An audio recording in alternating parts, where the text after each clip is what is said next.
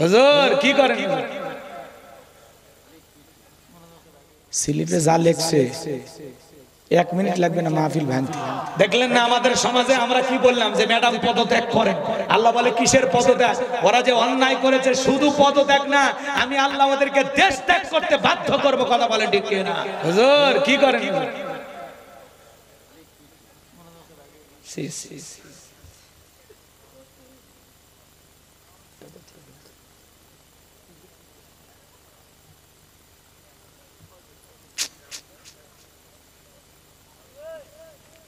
বিরক্ত হচ্ছেন আপনারা?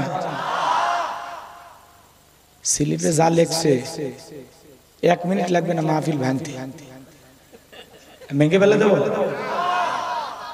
আচ্ছা তাহলে কয়েক মিনিট ওয়াজ করি নাকি বলে? বর্তমান পৃথিবীতে যারা মুসলমানের রক্ত নিয়ে খেলা করতেছে ওই জালেমদের পরিণতি নমরুদ ফিরাউনের মতোই ভয়ঙ্কর হবে।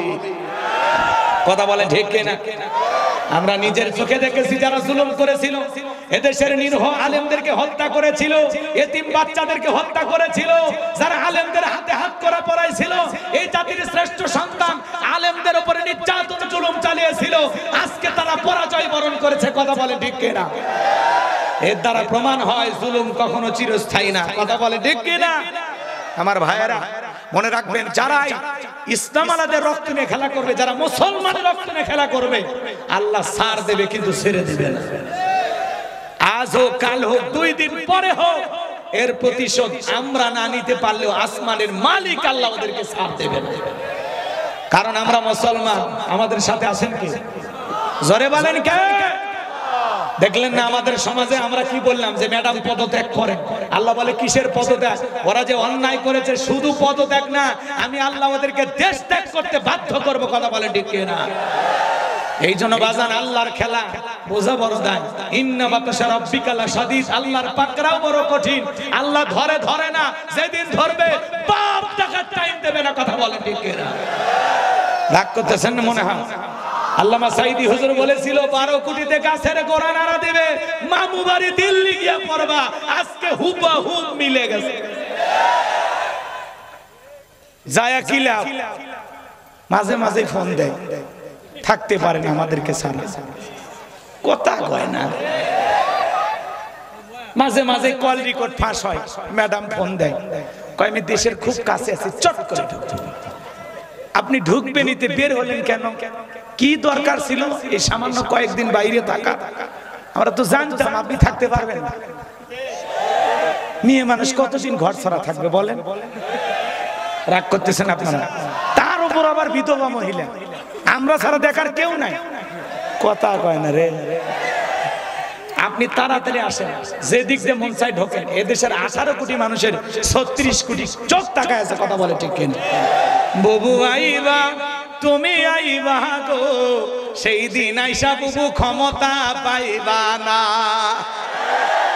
বলবো নাকি? রাগ করবেন না, চলবে। পিছনে কথা বলো না। বুবু আইবা তুমি আইবা গো, সেই দিন আইসা বুবু ক্ষমতা পাইবা না। খোঁজ নাই বুবু কাদের কাকার, অবস্থা খারাপ দরবেশ বাবার, হাউন আঙ্কেল এখন সামনে আসে না। খোঁজ নাই বুবু কাদের কাকার, অবস্থা খারাপ দরবেশ বাবার, হাউন আঙ্কেল এখন সামনে আসে না। নেতা কর্মী সব জেলের ভিতর, আমি আছি ডরের ওপর, কখন জানি আসে গ্রেফতারি পরোয়ানা। বুবু আইবা তুমি আইবা গো, সেই দিন আইসা বুবু ক্ষমতা পাইবা না। এই ক্ষমতার চেয়ার থেকে নামা সহজ, কিন্তু ওই চেয়ারে ওঠা কঠিন। আর যাই হোক, নারীদেরকে যদি আপনি ক্ষমতার চেয়ারে বসান, ওরা জেদ করে রাগ করে দেশে আসছে। চট্টগ্রাম আদালত চত্বরের পাশে জবাই করে যারা হত্যা করেছে, একজন হত্যাকারীকেও ছাড় দেওয়া হবে না। বর্তমান যারা প্রশাসনে আছেন, সরকার ব্যবস্থা আছেন, তাদেরকে বলবো 24 ঘন্টার মধ্যে আসামি শনাক্ত করে তাড়াতাড়ি ওদেরকে ফাঁসির দড়িতে ঝুলাইয়া দেয়। সবগুলোকে ধরেন, ফাঁসির দড়িতে ঝুলান, দেখবেন বাংলাদেশে অপরাধ কমে যাবে। মাথা খেলে না, মাথা খেলে না। ওদের সাহস কত, হ্যাঁ এরা এত সাহস পায় কোথায়? ওদেরকে আমার জামাই আদরে রাখি, কতটা মহব্বত করি, কতটা ভালোবাসি। আমরা বাসের সিটে এক পাশে হিন্দু ভাই আর এক পাশে আমরা মুসলমান বসে যাই, পাশেই মসজিদ, পাশেই মন্দির, মন্দিরের ঘন্টার আওয়াজ মসজিদে যাই, মসজিদের মাইকের আওয়াজ, আজানের আওয়াজ মন্দিরে যাই। কি ভাতৃত্ব আমাদের ভিতরে, কি সম্প্রীতি, কথা বলে ঠিক কিনা? আর ওদের কাছ থেকে নাকি শিখতে হবে। ওরা তো গরুর গোশত খাওয়ার অপরাধে মুসলমানকে পিটায়। এই যে একটা ভিডিও কয়েকদিন আগে দেখলাম, এক মুরব্বী ব্যাগে করে গরুর গোশত বহন করতেছে। আরে কি পিটান না পিটাইলো, কথা বলো।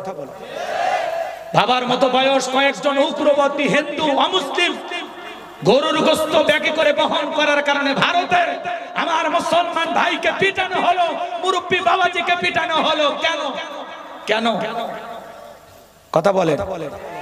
আমরা কোন হিন্দুকে মারি নাই, কারণ আমাদের ভিতরে ভদ্রতা আছে। আমরা মানুষকে ভালোবাসতে জানি, কাউকে ঘৃণা করতে জানি না। আমরা সকলের অধিকার নিশ্চিত করার চেষ্টা করি, আমরা কারো অধিকার হরণ করি না। আপনাদের দেশে অসংখ্য মুসলমানের উপর আপনারা নির্যাতন জুলুম করেছেন, মুসলমানের মসজিদ আপনারা ভেঙে দিয়েছেন, কথা বলে ঠিক কিনা? নানামুখী ষড়যন্ত্র এখনো চলমান। আমরা ইসকনকে বলতে চাই, বাংলাদেশে থাকতে হলে নিজেদের মতো থাকো, খবরদার মুসলমানদের দিকে চোখ তুলে তাকানোর চেষ্টা করো না। আমাদের একজন ভাইকে হত্যা করেছেন বলে যা খুশি তাই করবেন, আমরা ভয় পেয়েছি এমনটা না। আমাদের ভদ্রতাকে দুর্বলতা মনে করবেন না। আমরা যদি একবার মুসলমানেরা জেগে উঠি, কোন জালেম বানানোর গর্ত খুঁজে পাবে না, কথা বলে ঠিক কিনা? এই জন্য বলতে চাই, এই দেশের তাওহীদবাদী মুসলমানকে খবরদার জাগ্রত করবেন না। এই দেশের মুসলমানেরা যদি একবার জেগে ওঠে, কোন জালেমের অস্তিত্ব খুঁজে পাওয়া যাবে না। শান্ত আছি, শান্ত থাকতে দেন, কথা বলে ঠিক কিনা? কোথা থেকে আপনাদের এত সাহস হয় যেখানে সেখানে মিছিল করেন, লাফালাফি করেন, মসজিদে হামলা করেন, আমার মুসলিম ভাইকে ধরে জবাই করেন? সাহস পাইলেন কোথায়? মনে রাখবেন, এটা ভারত না, এটা বাংলাদেশ। এই দেশের মানুষ দেশের মাটির জন্য জীবন দিয়েছে, এদেশের মানুষ ভাষার জন্য জীবন দিয়েছে, এদেশের মানুষ একজন স্বৈরাচারকে বিদায় করার জন্য জীবন দিয়েছে। প্রয়োজন যদি হয় নাস্তিক বেঈমানদেরকে বিদায় করার জন্য আবারও রক্ত দেব। কারা কারা হাত তোলেন? লিল্লাহি তাকবীর, তাকবীর, নারে তাকবীর। ইসলামের দুশমন, ইসলামের দুশমন ভারতের দালালেরা। আমরা বলতে চাই, তাকবীর। আমরা আপনাদেরকে জামায় আদরে রেখেছি, আমরা সকল ধর্মের মানুষকে সম্মান করি। ইসলাম আমাদেরকে তাই শিক্ষা দেয়। আমার নবী একজন মৃত ইহুদির লাশ থেকে দাঁড়িয়েছেন, সাহাবায়ে কেরাম বললেন, ইয়া রাসূলুল্লাহ, ইয়া হাবিবাল্লাহ, হুজুর সে তো একজন অমুসলিম ইহুদি। আল্লাহ রাসূল বলেছেন, আমি ইহুদি দেখে দাঁড়াই না, তার সবচেয়ে বড় পরিচয় সে একজন মানুষ, এই জন্য আমি নবী দাঁড়িয়েছি। কথা বলে ঠিক কিনা? মসজিদে ইহুদি পেশাব করেছেন, বিশ্ব নবী তাকে ক্ষমা করে দিয়েছেন। আর রাসূলের ক্ষমা এই আচরণে ইহুদি কালেমা পড়ে মুসলমান হয়েছেন। আমাদের নবী আমাদের আদর্শ, কথা বলে ঠিক কিনা? বিদায় আমরা কাউকে জোর করে দেশ থেকে তাড়িয়ে দেব না। যদি কারো এদের ভালো না লাগে, যদি মনে করেন ভারত প্রীতি আপনার দিলের ভিতরে আছে, আপনি আস্তে করে যেতে পারেন। আর যদি বাংলাদেশে থাকতে হয়, তাহলে আপনার পরিচয় আপনি বাংলাদেশী। আমি মুসলমান হিসাবে এই দেশে আমার যেরকম অধিকার আছে, আপনি অমুসলিম হিসাবে আপনারও ততটুকু অধিকার আছে। কথা বলেন ঠিক কিনা? আপনার ধর্ম পালনের স্বাধীনতা আমরা আপনাকে দিয়েছি, আমাদের ধর্ম পালনের স্বাধীনতা আপনাদেরকে দিতে হবে না। কথা বলেন ঠিক কিনা? যে যার ধর্ম পালন করবে, স্বাধীনতা আমরা দিয়েছি। আজ পর্যন্ত কোন মন্দিরে আমরা হামলা করি নাই। কারা হামলা করেছে আপনারা ভালোই চেনেন। কথা বলেন না কেন? কারণ এরা কোন মুসলমান না, এরা এদেশের সন্ত্রাস বাহিনী, যাদেরকে সরকারেরা টাকা দিয়ে লালন পালন করে এদেরকে দিয়ে এই অপকর্মগুলো কারায়। যারাই মন্দিরে হামলা করে এদের ধর্মের কোনো পরিচয় নাই, এরা হলো সন্ত্রাস। কথা বলে ঠিক কিনা? কিন্তু বাংলাদেশে আলহামদুলিল্লাহ অনেক সুন্দর পরিবেশে আপনারা আছেন, জামায় আদরে আমরা রেখেছি। আপনারা খবরদার কারো উস্কানিতে পা দেবেন না, একটু সবর করেন, ধৈর্য ধারণ করেন। অমুসলিম ভাইদের প্রতি আমরা আহ্বান করব। আজকে আদিবাসী এক চাকমা ভাই বক্তব্য দিয়েছেন, আমি অসাধারণ লেগেছে আমার কাছে, আমি তাকে ধন্যবাদ জানাই। আজকের মাহফিল থেকে এক চাকমা ভাই বলেছেন যে এই ইসকনের যারা আছেন, এই যে বাড়াবাড়ি করতেছেন, আমরা তো আদিবাসী, এখানে বসবাস করি। আলহামদুলিল্লাহ আমি আদিবাসী না, আমার পরিচয় হলো আমি বাংলাদেশী। গর্বের সহিত বলেছেন আজ পর্যন্ত কেউ কোনো মন্দিরে হামলা হয় নাই, আমরা অনেক শান্তিতে আছি আলহামদুলিল্লাহ বলে। এই যে রংপুরে ইসকনের 2-3 জন সদস্য বললেন যে আমাদের এখানে হামলা হয়েছে, অথচ ওখানে পূজা মণ্ডপ কমিটির সভাপতি সেক্রেটারি যারা ছিল রংপুর জেলা, তারা বলতেছে না আমরা অনেক শান্তিতে আছি, আমাদের রংপুরে কোন মন্দিরে হামলা হয়নি। আল্লাহু আকবার বলে। তাহলে কারা এগুলো করতেছে? যারা বিগত সরকারের দোসর ছিল, পাঁচটা গোলাম ছিল, সরকার যাদেরকে লালন পালন করেছিল, আজকে তারা মা হারাইয়া পাগল হয়ে গেছে। এজন্য একটু মাথা ছাড়া দিয়ে মাকে আনার চেষ্টা করতেছে। কথা কন নাকি আপনারা? যতই কামরা কামড়ি করেন, লাফালাফি করেন, আমাদের 2-4 জন ভাইয়ের রক্ত আমরা দিতে রাজি, কিন্তু আমরা ছাড় দিব না। কথা বলেন। আমরা অনেক ছাত্র ভাইদের রক্ত দেখেছি, মাদ্রাসার শিশুরা রক্ত দিয়েছে, হাফেজ আলেমেরা রক্ত দিয়েছে। কোর্টে আমি অবাক হয়ে গেলাম, শরীয়তপুরের এক উকিল ভাই বললেন, অ্যাডভোকেট, তিনি বলতেছে যে বাংলা ভাইয়ের পক্ষেও তো বিপক্ষে উকিল ছিল, তার উকিলকেও কেউ হত্যা করে। ঈশ্বর শিকদারের বিরুদ্ধে যে দাঁড়িয়েছিল তাকেও কেউ হত্যা করার সাহস পায় না। বাংলাদেশে এই প্রথম ইসকনের বিরুদ্ধে একজন দাঁড়ানোর কারণে তাকে হত্যা করা হলো। তার মানে এরা অন্যান্য জঙ্গি গোষ্ঠীর চাইতেও মারাত্মক শক্তিধর।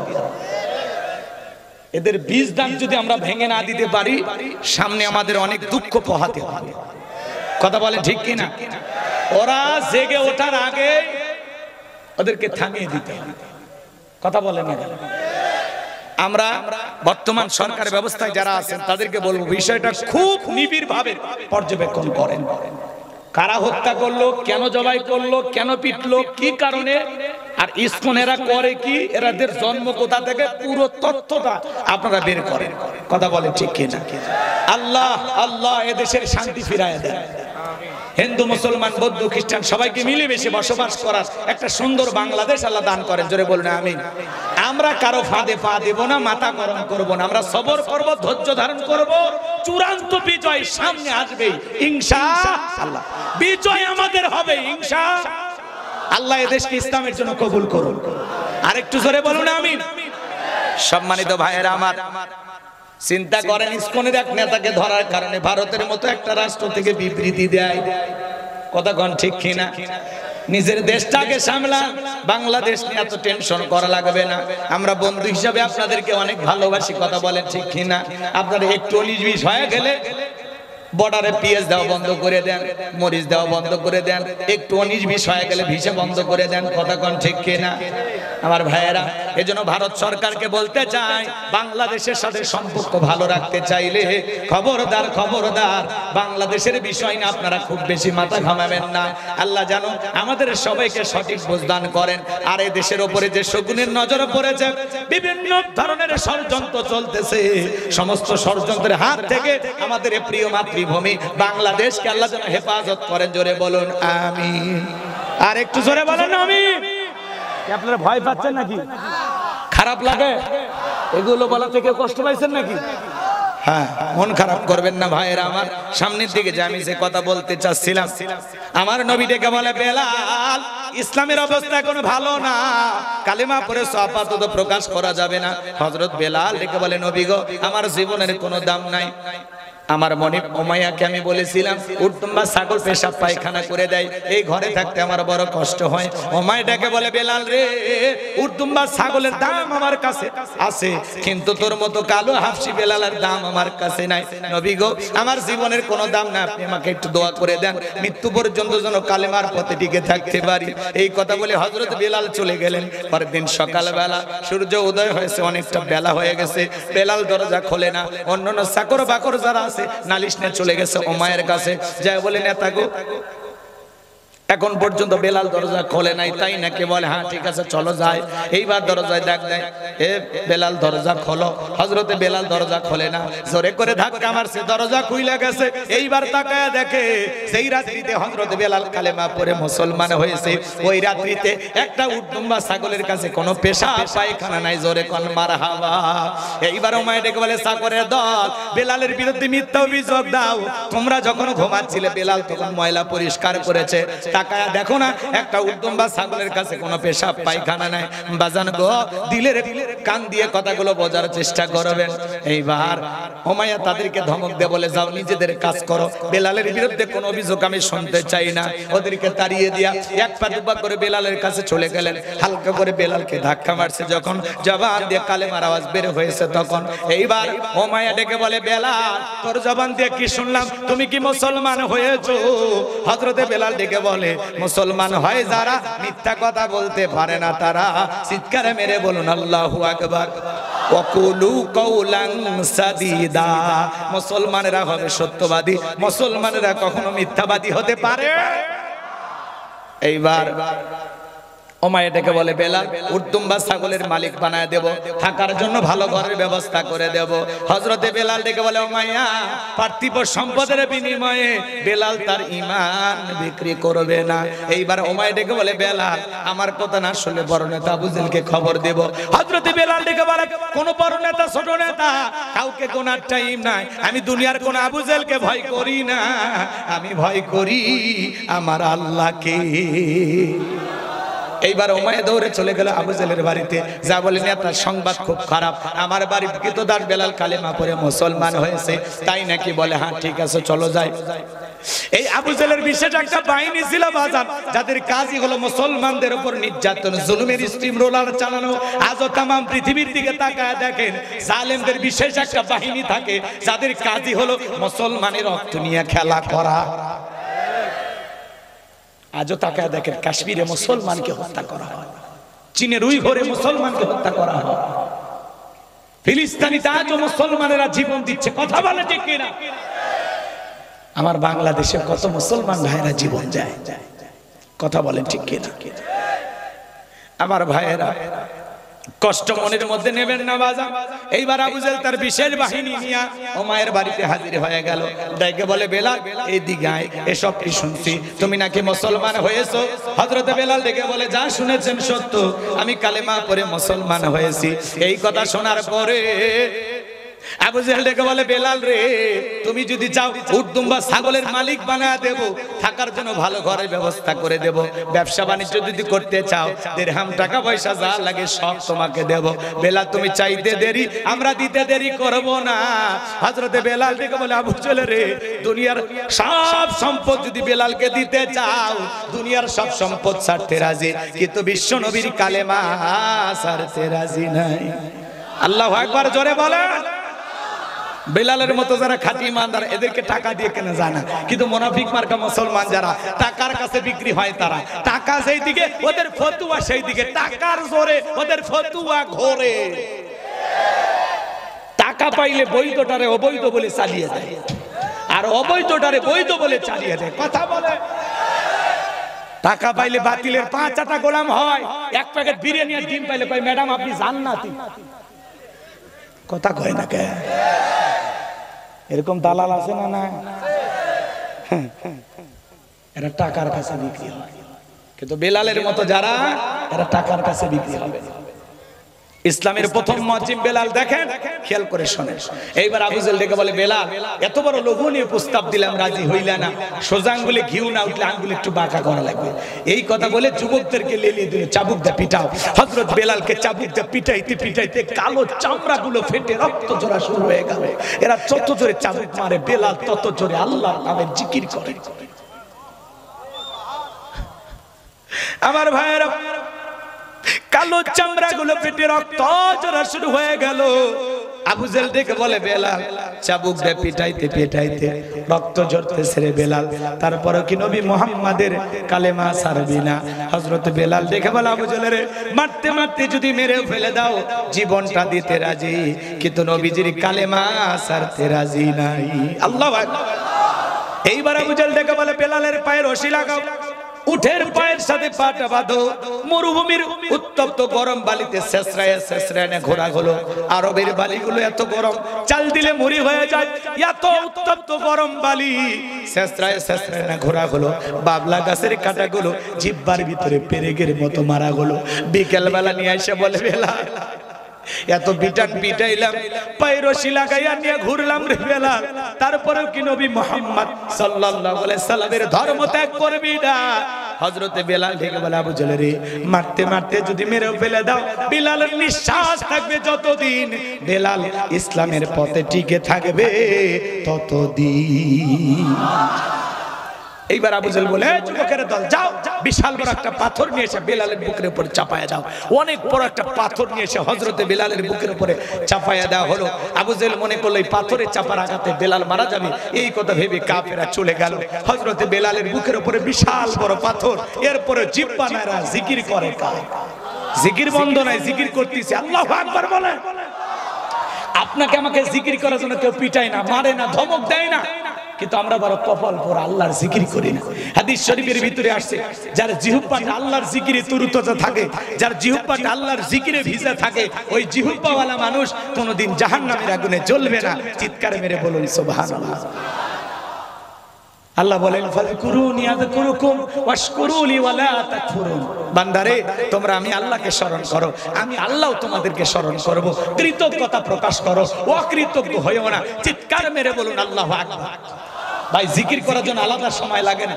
দোকানদারি করতে করতে জিকির করা যায়, রিকশা ভ্যান চালাতে চালাতে জিকির করা যায়, মাঠে কাজ করতে করতে জিকির করা যায়, চলতে ফিরতে সব সময় জিকির করা যায়। সব সময় জবানে আল্লাহর জিকির চালু রাখবো। সুবহানাল্লাহ সুবহানাল্লাহ আলহামদুলিল্লাহ আলহামদুলিল্লাহ আল্লাহু আকবার আল্লাহু আকবার লা ইলাহা ইল্লাল্লাহ লা ইলাহা ইল্লাল্লাহ। খুব বেশি কষ্ট হয় কথা কয় না, কিন্তু অলস আমরা অলস।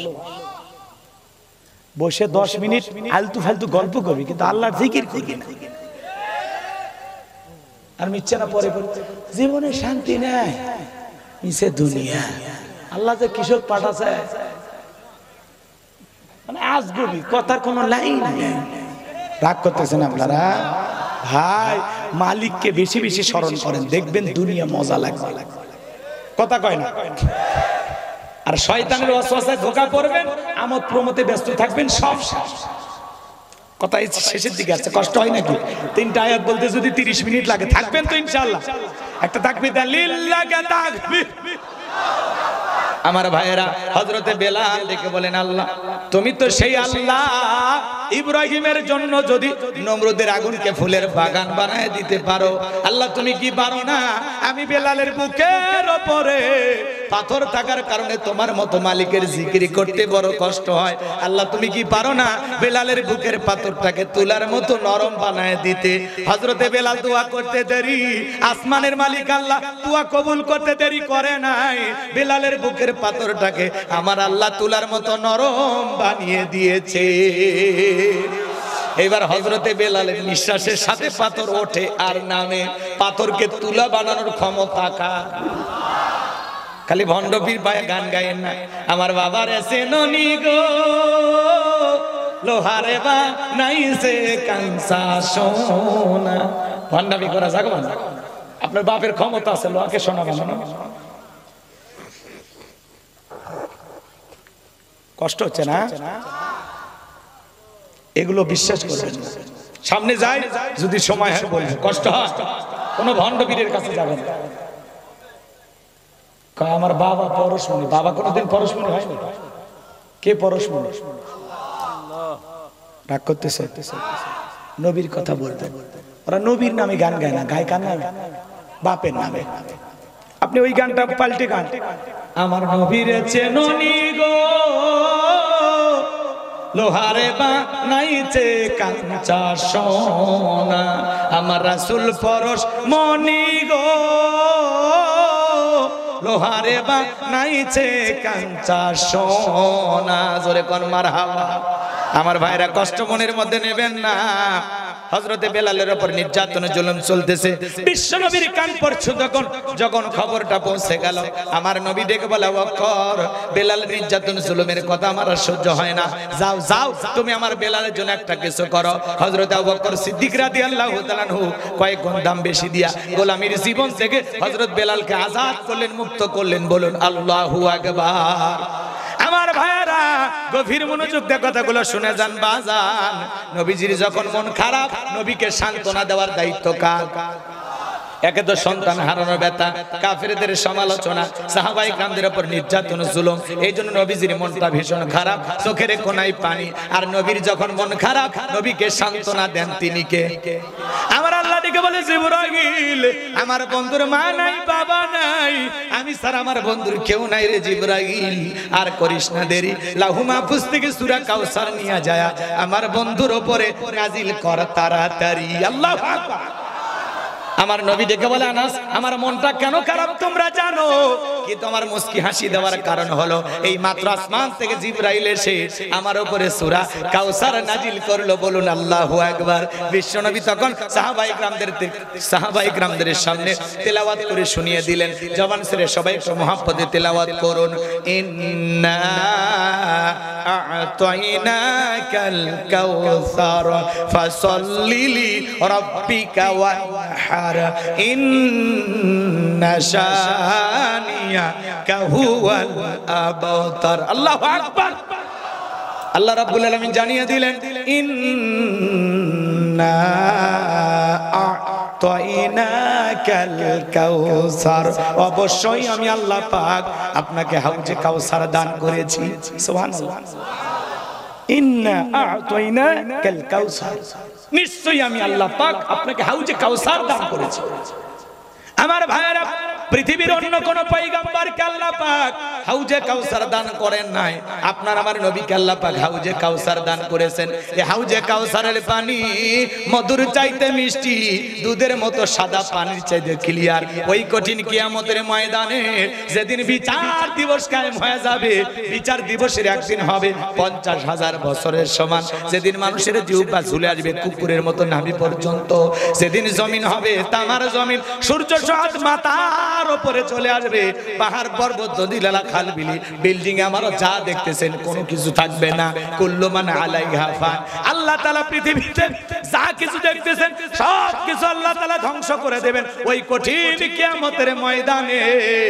যেদিন মা তার সন্তানের পরিচয় দেবে না, স্বামী স্ত্রীর পরিচয় দিবে না, ভাই ভাইয়ের পরিচয় দিবে না, যেদিন আল্লাহর আরশের ছায়া ছাড়া আর কোনো ছায়া থাকবে না, ওই ছায়ার ভিতরে আল্লাহ পাক শাস্তিরণীর মানুষকে ছায়া দান করবেন।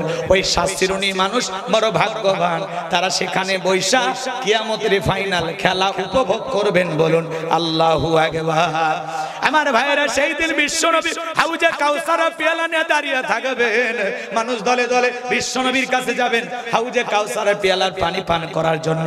হযরত আবু বকর পেয়ালাগুলো ভরায় দিবেন, মাঝখানে দাঁড়িয়ে থাকবেন হযরত ওমর বিশ্ব নবীর হাতে দেবেন।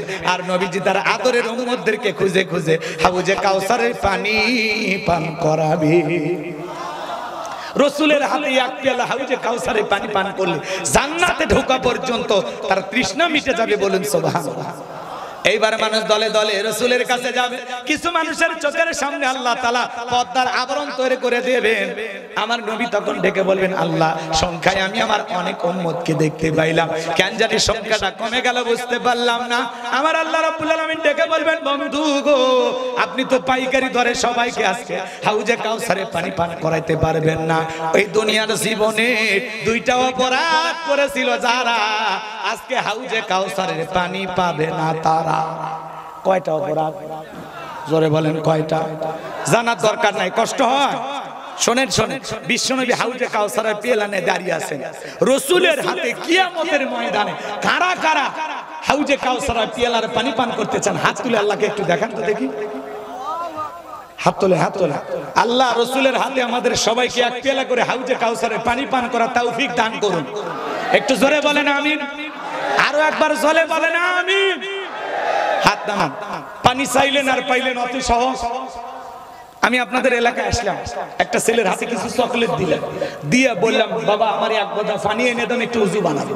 ওই ছেলেটা চকলেট পেয়ে মারছে, দৌড় মারে মাঝখানে আসার খায় পুড়ে গেছে, হাঁটুটা ছিলে গেছে, রক্ত বের হয়েছে। চকলেট থাকার খুশির কারণে উঠে দাঁড়িয়ে বদনা নিয়ে পানি ভরে আমার সামনে হাজির। আমি তখন বললাম বাবা এই পানিটার দিকে তোমার কষ্ট হয়েছে, মাঝপথে পুড়ে গেছে, আসার খাইছে, ব্যথা পাইছে, রক্ত মনে বের হয়েছে, চামড়াও ছিলছে।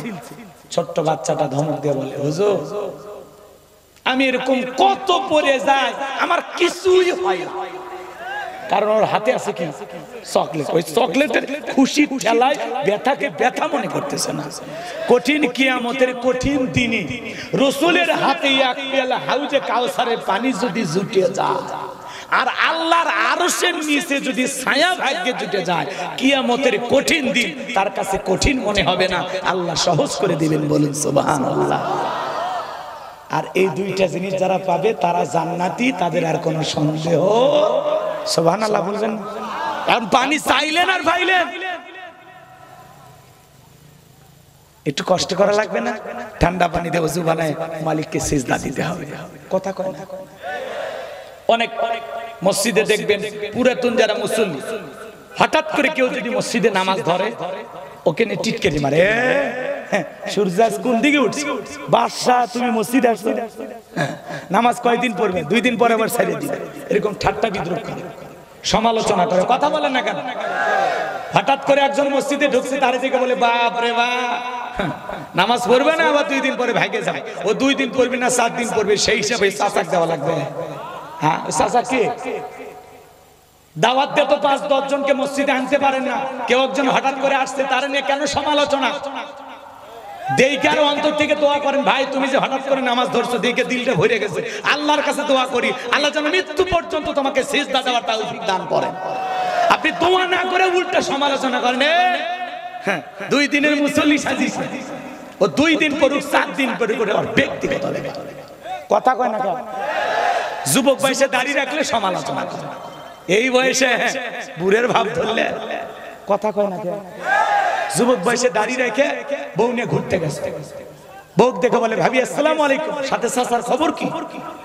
বউ এসে বাড়ি ট্রাক করে, তোমার সাথে বাইরে যাওয়া যায় না, আমার এটাকে ভাবি আর তোমার এটাকে চাচা। যেই বউ রাসূলের সুন্নতে দাড়িকে মহব্বত করে না, সেই বউ আপনাকে 100% ভালোবাসা দিতে পারে না। ওই পাগলিরা তো বোঝে না দাড়ির ভিতরে কি আছে। কথা কয় না? কথা কয় না? দাড়িওয়ালা পুরুষ পাইছেন, আপনার ভাগ্য খুলছে, কারণ দাড়ি রেখে সবকিছু করা যায় না। কথা কয় না? দাড়ি রাখছে মানে আপনার স্বামী ক্লিয়ার একজন মানুষ, নির্ভেজাল মানুষ। কথা কয় না? দাড়ি রেখে কেউ সিনেমা দেখতে যায়, দাড়ি রেখে কেউ পতিতালয়ে যায়, দাড়ি রেখে কেউ যাত্রা দেখতে যায়, ভালো ভালো মানুষ। এই আস্তে 2-1 জন যায়, এরা সেই খারাপ দেখতেছে। রাগ করতেছেন আপনারা? দাড়ি রাখবেন। আমরা নবীজিকে মহব্বত করে দাড়ি রাখছি, টুপি খুললাম, জুব্বা খুললাম, কিন্তু এটা এমন একটা সুন্নাত খোলা যায় 24 ঘন্টার সাথে সাথে। এটা হলো পুরুষের সৌন্দর্য। কথা কন ঠিক কি না? তুমি যে পুরুষ দেখে বোঝা যাবে দাড়ি দেখে। আর 70-80 বছর বয়স হয়ে গেছে কিছু মুরব্বী, একেবারে সেলুনে যাইয়া পিলাস দিয়ে টাইম নিয়ে চামড়া যে জড়ে গেছে, পিলাস দিয়ে টাইম নিয়ে ক্লিন সেভ মারে। কথা কন? কথা কন? দাড়ি রাখবেন, নবীজিকে মহব্বত করে দাড়ি রাখবেন, পারবেন ইনশাআল্লাহ। আমি আমার বউকে নিয়ে একবার মার্কেটে গেছি, আমাকে দেখে দোকানদার বলতেছে হুজুর আপনার মেয়ে কি নেবে নিতে বলেন। আমি মেয়ে না রে, ওটা আমার বাড়ির প্রধানমন্ত্রী, খেপাস না দেশে আগুন লাগবে। কথা ঠিক কিনা? দাড়ি দেখে মানুষ মনে করে অনেক বয়স। রাগ করতেছেন মনে হয়? এ বাবাজিরা, হাউজে কাউসারের পানি পান করতে গেলে কাজ করতে হবে 2টি। জোরে বলেন কয়টি? আল্লাহ যাদেরকে হাত দিয়েছে 2টা আঙ্গুল তুলে বলেন তো কাজ করতে হবে কয়টি? আরো জোরে, আরো জোরে। আল্লাহ পাক সেটা 2 নাম্বার আয়াতে জানিয়ে দিলেন। জবান ছেড়ে সবাই তিলাওয়াত করুন, ফাসাল্লিলি রাব্বি। সূরা আনআম আয়াত নাম্বার 162 আল্লাহ তাআলা জানিয়ে দিলেন, নবীজি আপনি বলুন, আমার নামাজ, আমার কুরবানি, আমার জীবন, আমার মরণ লিল্লাহি রাব্বিল আলামিন, আসমান জমিনের প্রতিপালকের জন্য। তাহলে মুমিন জীবনের সব ইবাদত হবে একমাত্র আল্লাহকে রাজি খুশি করার জন্য। কথা বলেন ঠিক কি না? ফাসল্লি লিরাব্বিকা, রবের উদ্দেশ্যে সালাত, লোক দেখানোর জন্য নয়। নামাজ, নামাজ কার জন্য? হঠাৎ করে একটা মানুষ গ্রামে মরে গেছে, মাইকে এলান হচ্ছে, এই গ্রামের অমুক ব্যক্তি বেঁচে নাই, ইন্না লিল্লাহি ওয়া ইন্না ইলাইহি রাজিউন। তখন বলতেছে, বউ পাঞ্জাবি ধুয়ে দে, জোহর পরে জানাজা যাওয়া লাগবে। কথা কন, ও কিন্তু ফজর পড়েনি, লোক মরে গেছে, আফসোসে জানাজায় গেছে। যা দেখে ইমাম সাহেব জোহরের নামাজ আগে শুরু করছে। আগে জানাজা শুরু করে না, জোহর পরে হয়। কথা কন না, জোহর পরে হয় না, যেহেতু বাদ জোহর ঘোষণা দিয়েছে, এবার বাধ্য হয়ে বলতেছে যেহেতু জানাজা পড়তে আসছি, জোহরটা পড়ে নে। আল্লাহু আকবার। কথা কন না, ওর কিন্তু জোহরের নামাজ পড়ার উদ্দেশ্য না, উদ্দেশ্য ছিল জানাজা পড়া। কথা কন। এজন্য আমি আমার ওয়াজে বলি, এই দেশে নামাজি আছে 5 রকমের। কয় রকমের? 5 ধরনের। একটা হলো 5-এর, আর একটা হলো 7-এর, আর একটা হলো ঠাটের, আর একটা হলো খাটের, আর একটা হলো ভোটের। বুঝলো না? বুঝলো না? 5 ওয়াক্ত সালাত যারা আদায় করে এরা হলো খাঁটি মুসল্লি। 5 ওয়াক্ত সালাত যারা আদায় করে, কথা কয় না, তার মানে এরা খাঁটি মুমিন বান্দা। যারা 5 ওয়াক্ত সালাত আদায় করে, এক ওয়াক্ত কাজা করে না, ছেড়ে দেয় না। কথা কয়। আর 7-এর মুসল্লি কারা? 7 দিন পরে পরে জুমার নামাজ পড়ে যারা মসজিদে যা বালু খুঁজে। হুজুর কি করেন?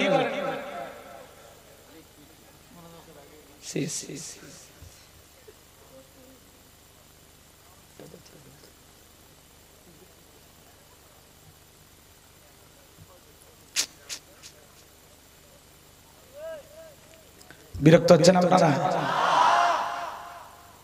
স্লিপে যা লেখছে 1 মিনিট লাগবে না মাহফিল ভাঙতে। ভেঙে ফেলে দেবো? আচ্ছা, তাহলে কয়েক মিনিট ওয়াজ করি নাকি বলে? পরেই ভাঙে। দুলে ভাই বসে,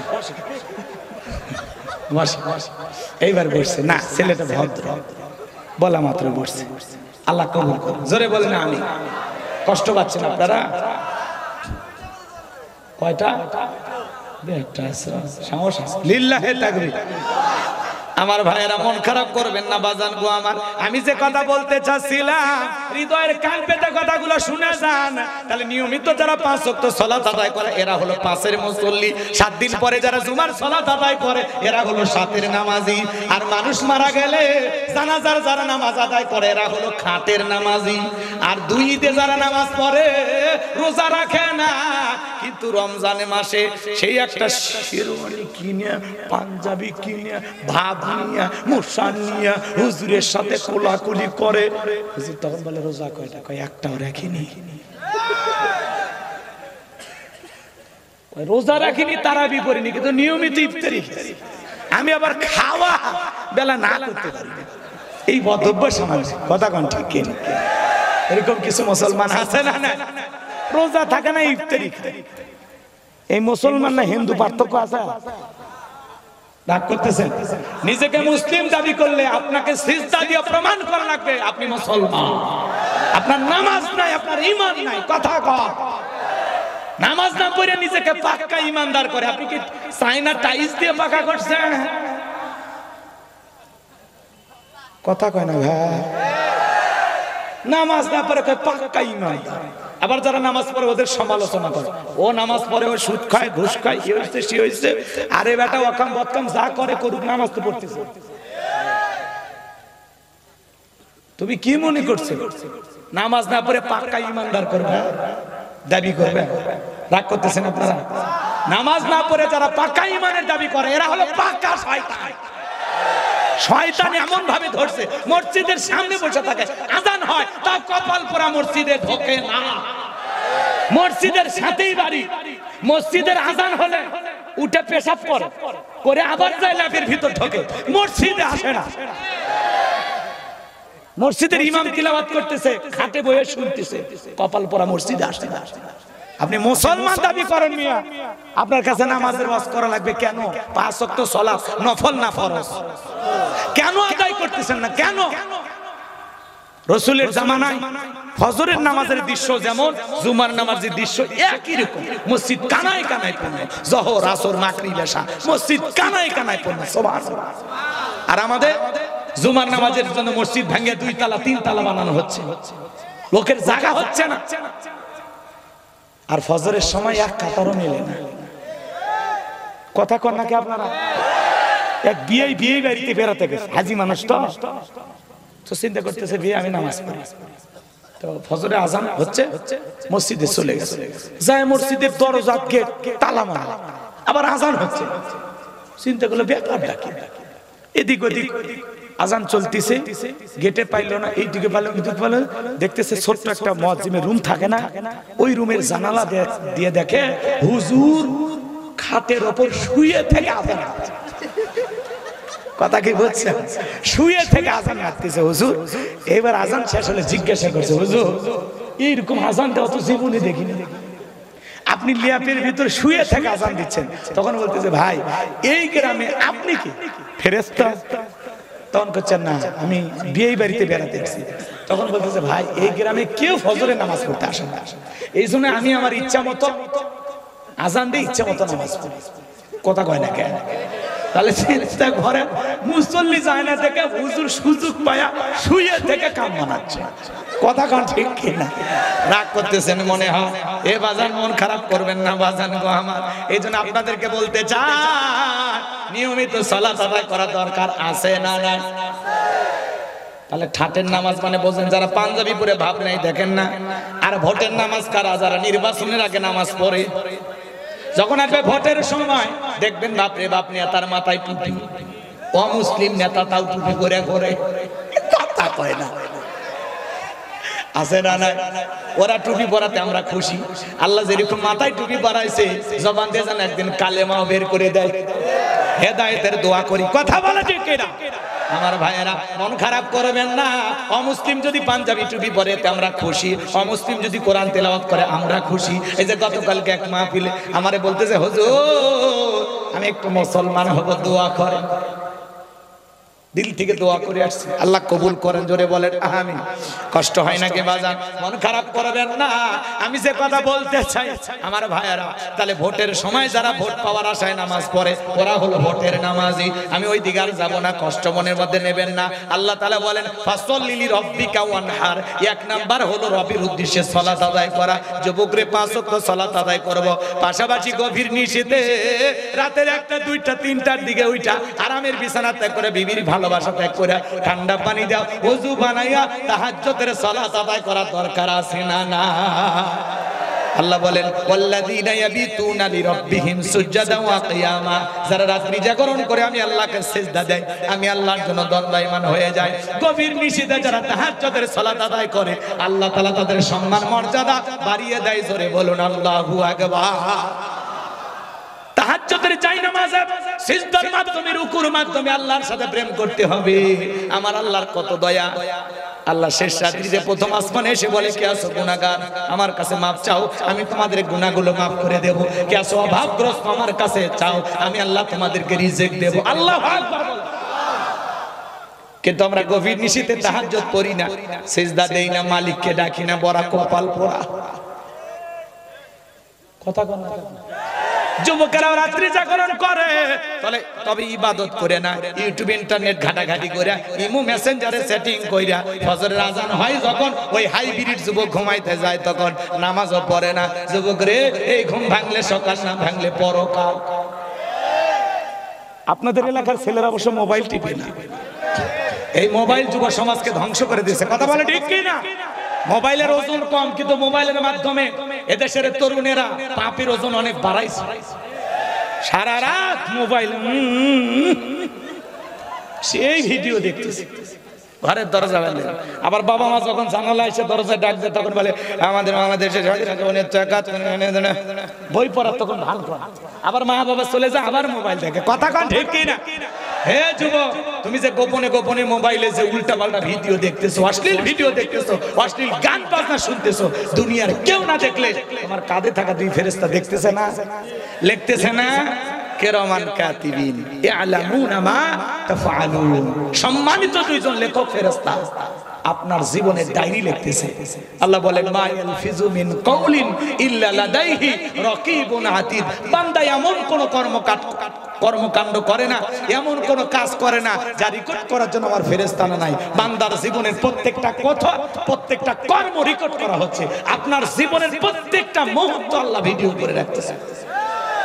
বাঁচার উপায় নাই। আল্লাহ যদি দয়া করে জান্নাত না দেয় আমরা যেতে পারবো কি যুবক? ওই যে গোলাপ ফুল একটা কিনে ওই যে ঘুরলে 14 ফেব্রুয়ারি, সেদিনের কথা মনে আছে? ওই একদিনের ভিডিওই তো জাহান্নামে নিয়ে যাওয়ার জন্য যথেষ্ট। বিয়ের আগে একটা মেয়ের হাত ধরে কই নিয়ে গেলাম, কথা কয় না, এখন তো কথা কব না, আসল জায়গায় হাত গেছে।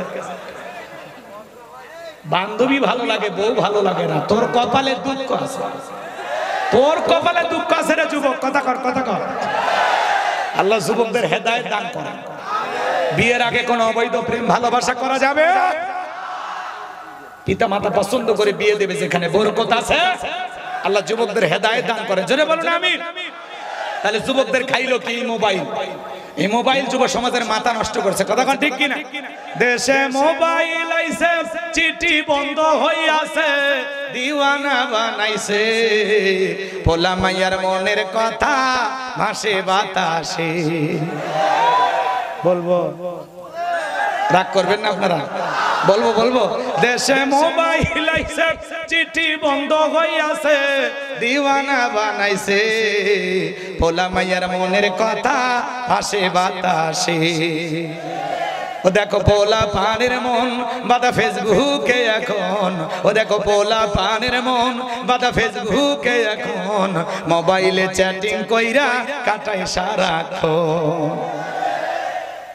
এই মোবাইল পাইয়া দেখো মদনের মাইয়া, এই মোবাইল পাইয়া দেখো মদনের মাইয়া কি কাণ্ড ঘটাইছে, স্বামী সংসার রাইখা নাকি পালাইয়া গেছে। 2 বাচ্চার মা, 4 বাচ্চার মা সংসার রেখে পালাইয়া যায়। কথা কন।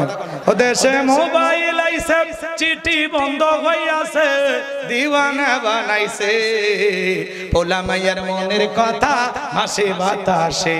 ও দেশে টিকটক আসিয়া সব গেল ভাসিয়া, ও দেশে টিকটক আসিয়া সব গেল ভাসিয়া, সিদ্দিক সোরা নায়ক হইছে আইডি খুলিয়া। এই মোবাইলে হাই কি জাদু আছে ভাই, এই মোবাইলে হাই কি জাদু আছে ভাই, পোলা পান বুঝাছে, পড়ালেখা তুইলা রাখছে সপ্তম আকাশে। এখন আর পড়াশোনা নাই, অটো পাস হইতো, কিন্তু তোমাদের তো সেই দয়াময় নেত্রী নাই, এখন আর অটো পাস হওয়ার চান্স নাই, এখন পড়াশোনা কম। আল্লাহ যুবকদের হেদায়েত দান করুন, জোরে বলেন আমিন। তাহলে ফাসল্লি লিরাব্বিকা, রবের উদ্দেশ্যে সালাত, আল্লাহকে রাজি খুশি করার জন্য ধীরস্থির ভাবে ধৈর্য নিয়ে সালাত কারা কারা আদায় করবেন হাত তুলে দেখান। আল্লাহ আমাদের সবাইকে 5 ওয়াক্ত নামাজি বানায় দাও, জোরে বলেন আমিন। হাত নামান। আল্লাহ বলেন কদ আফলাহাল মুমিনুন আল্লাযীনা হুম ফি সালাতিহিম খাশিউন, অবশ্যই মুমিনেরা সফল যারা নিজেদের সালাত বিনয়ের সহিত নম্রতার সহিত আল্লাহর ভয় নিয়ে আদায় করে। আল্লাহর ভয়ে সালাত আদায় করব তো ইনশাআল্লাহ।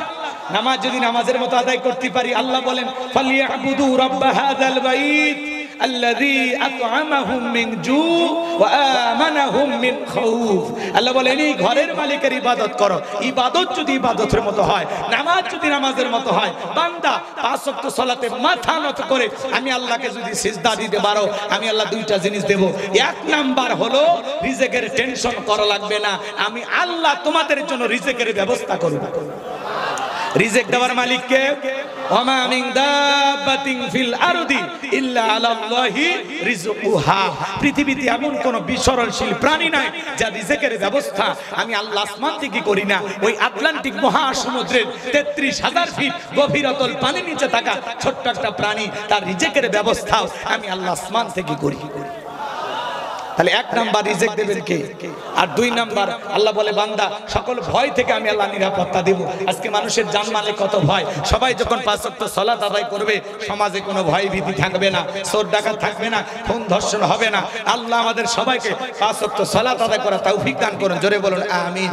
এইবার দুই নাম্বার হলো ওয়ানহার। ওয়ানহার মানে কুরবানি করা। কুরবানি করা মানে নিজের আমিত্বকে কুরবানি করা, অহংকারকে কুরবানি করা, নিজের ভিতরে থাকা পশুসুলভ আচরণকে কুরবানি করা। কথা বলেন না কেন আপনারা? এদিক খেয়াল করেন, আপনি যেমন তেমন গরু কুরবানি দিলেন আর মনে করলেন হয়ে গেল। 7 জন ভাগে গরু কিনে 4 জন দড়ি ধরে টানে, পেছন থেকে 3 জন ঠেলে। এমন দুর্বল গবি, মানে এমন দুর্বল গাবিটা যেই গরুর ওপরে বয়স হাঁটা ওয়াজিব। এমন দুর্বল গাবি জবাই করলে হবে না। আল্লাহ বলেন তাসুরুন নাযিরিন, চমৎকার একটা গাবি জবাই করতে হুষ্ট আকর্ষণীয়। কথা বলে ঠিক না? রাগ করতেছেন? কুরবানির ওয়াজ করার সুযোগ নাই, আমাদের মসজিদের ইমাম সাহেব ওয়াজ করবেন।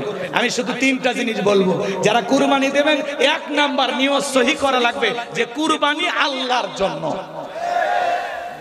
ওই কুরবানি না দিলে ছেলে মেয়ে গোস্তের দিকে তাকায় থাকবে, জামাই বাড়িতে কি পাঠাবো, অতএব কিস্তি তুলে হলেও কুরবানি দেব, ওই কুরবানি হবে না। সুদের উপর টাকা নিয়ে কুরবানি দেয় আছে না? 1 নাম্বার নিয়ত সহি, কুরবানি আল্লাহর জন্য। 2 নাম্বার ইনকামটা বৈধ হওয়া লাগবে, হালাল টাকা দিয়ে কুরবানি দেওয়া লাগবে। সুদের টাকা, ঘুষের টাকা, হারাম উপার্জনের টাকা দিয়ে কুরবানি দিলে হবে না। আল্লাহ পবিত্র, তিনি পবিত্র বস্তুকে ভালোবাসেন। কথা কয় না? কথা কয় না? আল্লাহ বলেন ওয়ালাকি ইয়ানালুহুত তাকওয়া মিনকুম। বান্দা কয় লাখ টাকার গরু কুরবানি দিলি ওইটা আমি দেখব না, আমি দেখব তোর অন্তর। তোর অন্তরে যেইটা আছে আমি আল্লাহ সেইটা গ্রহণ করব। আপনি যদি 20,000 টাকার ছাগলও দেন, নিয়ত সহি, টাকা হালাল, ফাসাল্লি লিরাব্বিকা ওয়ানহার, আগে নামাজ পড়ো তারপরে কুরবানি করো। এই 3টা শর্ত মানে যদি কুরবানি দিতে পারেন, আপনার পশুর রক্ত জমিনে পড়ার আগে আরশের মালিক আল্লাহর কাছে কবুল হয়ে যাবে। আল্লাহ আমাদের সবাইকে আল্লাহর জন্য কুরবানি করার তৌফিক দান করুন, জোরে বলুন আমিন। 3 নাম্বার ইন্না শানিয়াকা হুয়াল আবতার। আল্লাহু আকবার। আল্লাহ রাব্বুল আলামিন বলেন নবী, যারা আপনাকে লেসকালের বংশ বলেছে নবী, আপনি মন খারাপ করবেন না। ছোটবেলা আপনার সন্তানগুলোকে নিয়েছে, আপনি কষ্ট মনের মধ্যে নেবেন না গো নবী। ও নবী, যে আবুল হাবুদ বা সাইবা আপনাকে নিয়ে সমালোচনা করে, ঠাট্টা বিদ্রুপ করে গো নবী, দুনিয়ার জমিনে ওদের নাম নেওয়ার কেউ থাকবে না, ওদের বংশী বাতি জ্বালানো কেউ থাকবে না। নবী গো, আপনার ছেলেগুলোকে নিয়েছে, আপনি মন খারাপ করবেন না। এই পৃথিবীর জমিনে আপনাকে মহব্বত করার জন্য, আপনাকে ভালোবাসার জন্য, আপনাকে মহব্বত করে জীবন দেওয়ার জন্য কোটি কোটি রুহানি সন্তানকে আমি আল্লাহ পাঠাবো, যারা আপনার জন্য জীবন দিতে প্রস্তুত থাকবে। বলুন আল্লাহু আকবার। আজকে তাম পৃথিবীতে 700 কোটি মানুষ, এর মধ্যে 200 কোটি মুসলমান। আমরা সবাই রাসূলের রুহানি সন্তান। কথা বলে ঠিক কিনা? আমরা সবাই রাসূলের কি সন্তান? আরেকটু জোরে বলেন, কি সন্তান? নবীজির অপমানে যদি না কাঁদে তোমার মন, মুসলিম নয় তুমি মুনাফিক, নবীজির দুশমন। কথা বলে ঠিক কিনা? বিশ্ব নবীকে মক্কা নগরীতে গালি দিয়েছিল ওলীদ বিন মুগীরা, নবীকে গালি দেয়। আল্লাহ আয়াতে কারিমা নাজিল করে জানায়া দিলেন উতুল্লিম বাদা যালিকা জানিম। নবী গো, এই ওলীদ বিন মুগীরা হলো পিতৃ পরিচয়হীন সার সন্তান, এর জন্মের ঠিক নাই। নবীকে যারা গালি দিবে তাদের জন্মের ঠিক নাই, ওরা বাস্টা, ওরা পিতৃ পরিচয়হীন জারর সন্তান। রাগ করতেছে? নবীর মহব্বত কলিজায় থাকলে 2 মিনিট কথাগুলো মনোযোগ দিয়ে বুঝবেন। এই ওলীদ বিন মুগীরা আরবের মানুষ, বাড়িতে চলে গেল, তার মায়ের নাম ছিল ঝর্ণা। ডেকে বলে, মা করবি না কোনো তাল বাহানা, আমার বাবা কে তাড়াতাড়ি করে বল। নবীজি আমাকে বলেছেন উতুল্লিম বাদা যালিকা জানিম, আমি নাকি পিতৃ পরিচয়হীন জারর সন্তান।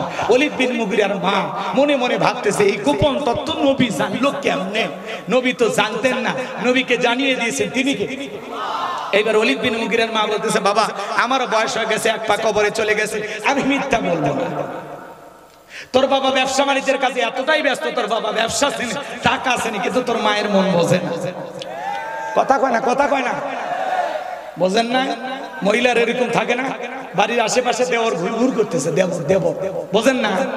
কথা কয় না?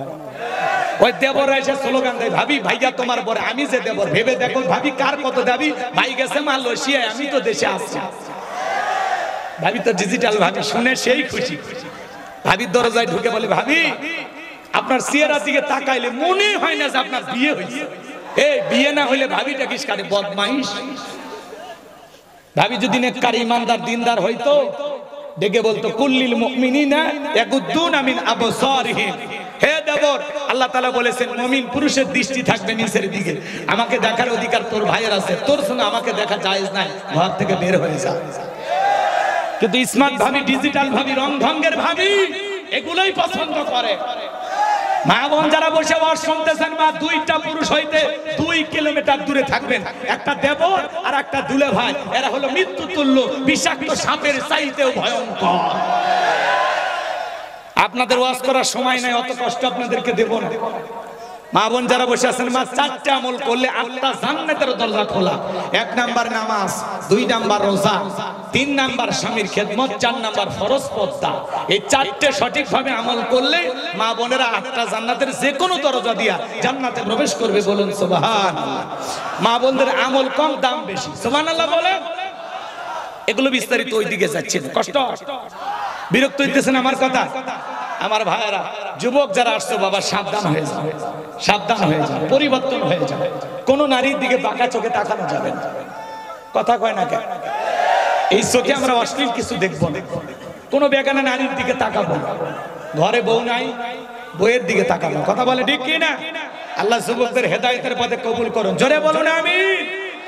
কষ্ট পাইতেছেন বাজান গো আমার। এইবার ওলীদ বিন মুগীরার মা বলতেছে, বাবারে তোর বাবা ব্যবসা বাণিজ্যের কাজে এতটাই ব্যস্ত থাকে, তোর বাবা ব্যবসা জানে, টাকা আছে, কিন্তু তোর মায়ের মন বোঝে না। বাড়ির আশেপাশে তোর চাচা গুরগুর করতেছিল, তার দিয়ে ভালোবাসা বিনিময় করেছিলাম, তার ফলে তোর জন্ম হয়েছে। নবী যে তত্ত্ব দিয়েছে 100% সত্য। এইজন্য বাজান গো আমার, মাঝে মাঝে দেখবেন কিছু নাস্তিক বেঈমান আমার নবীকে গালি দেয়। বিশেষ করে ফ্রান্সের মানুষেরা মাঝে মাঝে রাসূলকে গালি দেয়। আজ থেকে 2-3 বছর আগে কার্টুন প্রদর্শন করে নাকটা বেঁকা করে মুখে কয়েকটা দাড়ি লাগায় বলে, ইনি মুহাম্মদ। জোরে কোন নাউজুবিল্লাহ। আমার নবী কি দেখতে কার্টুনের মতো? জোরে বলেন, আমার নবী কি দেখতে কার্টুনের মতো? এই পৃথিবীর সবচাইতে সুন্দর মানুষটির নাম মুহাম্মদুর রাসূলুল্লাহ সাল্লাল্লাহু আলাইহি ওয়াসাল্লাম। আল্লাহু আকবার। নবীজির চাইতে উত্তম মানুষ পৃথিবীতে আর নেই। আল্লাহর সৃষ্টির সবচাইতে সুন্দর মানুষটির নাম মুহাম্মদ রাসূলুল্লাহ সাল্লাল্লাহু আলাইহি ওয়াসাল্লাম। নবীর ছবি কি ওদের কাছে আছে? আছে? উল্টাপাল্টা কথা বলে। আমার নবীর চরিত্রের সার্টিফিকেট আল্লাহ দিয়ে বলেছেন, ওয়া ইন্নাকা লাআলা খুলুকিন আযীম। নবী গো, আপনি হলেন পূত পবিত্র মহান চরিত্রের অধিকারী। বলুন আল্লাহু আকবার। আযীম আরবিতে এমন একটি শব্দ যার গভীরতা মাপা যায় না। আটলান্টিক মহাসমুদ্রের পারে বৈশা কেউ যদি চামচ দিয়ে পানি ছাঁচা শুরু করে, আপনারা কি বলবেন? লোকটা পাগল। কিন্তু কোনো না কোনো দিন হয়তোবা চামচ দিয়ে আটলান্টিক মহাসমুদ্রের পানি শুকানো সম্ভব হতেও পারে। কিন্তু বিশ্বনবীর চরিত্র নিয়ে, বিশ্বনবীর গুণ নিয়ে, নবীজির সম্মান নিয়ে, নবীজির মর্যাদা নিয়ে আলোচনা করে শেষ করা সম্ভব নয়। কেমন নবী পাইছি? ওমা রাসূলুকা ইল্লা রাহমাতাল লিল আলামিন, যাকে সমগ্র জাতির জন্য আল্লাহ রহমত স্বরূপ প্রেরণ করেছেন। আল্লাহ হলেন রব্বুল আলামিন, নবী হলেন রাহমাতাল লিল আলামিন। যেখানে আমার আল্লাহ রব, সেখানে নবী আমার রহমত। আল্লাহু আকবার বলেন। সেই নবীকে যারা গালি দেয়, এদের জন্মে ঠিক নাই।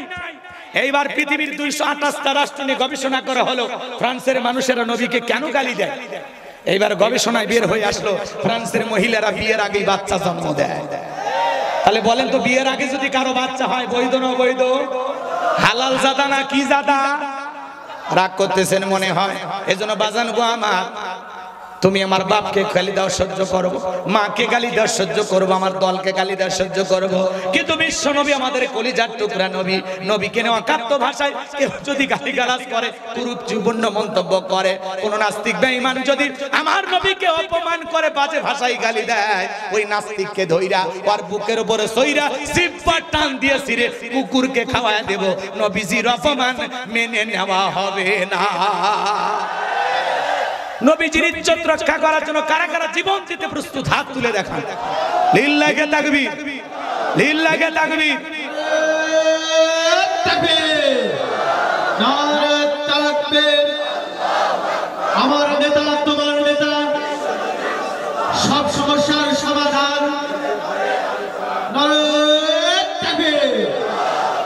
আল্লাহ কবুল করুক, জোরে বলেন আমিন।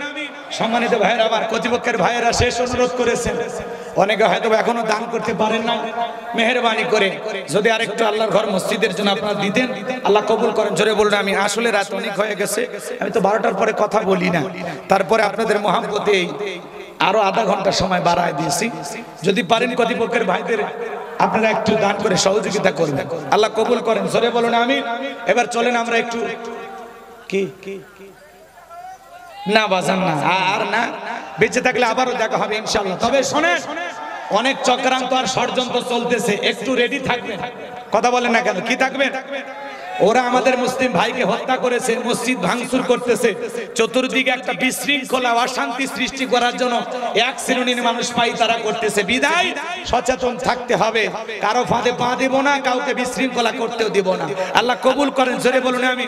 আর যদি পারেন, আমার লেখা একটা বই আছে শেষ বিদায়, একজন মানুষ মারা গেলে কিভাবে নবীর তরিকায় দাফন কাফন করতে হবে, মৃত ব্যক্তিকে চুমা খাওয়া জায়েজ কিনা, আত্মহত্যা করে মারা গেলে তার জানাজায় যাওয়া যাবে কিনা, অনেক বিষয় আমরা উলামা ইকরামদের কাছে প্রশ্ন করি, প্রত্যেকটা কথার দলিল আছে। যদি পারেন নিয়ে যাবেন, ঈমান আমল সম্পর্কে, জান্নাত জাহান্নাম সম্পর্কে, আখিরাত সম্পর্কে পুরো বিস্তারিত কথাগুলো তুলে ধরা আছে 76 পৃষ্ঠার এই বইটা। এর ভিতরে আমার মোবাইল নাম্বার, ঠিকানা দেওয়া আছে, যদি পারেন জীবনের স্মৃতি মনে করে আপনারা নিয়ে যাবেন। আল্লাহ বোঝার তৌফিক দান করুন, জোরে বলুন আমিন। 50 টাকা হাদিয়া দিয়ে নিয়ে যাবেন, আল্লাহ কবুল করেন, জোরে বলেন আমিন।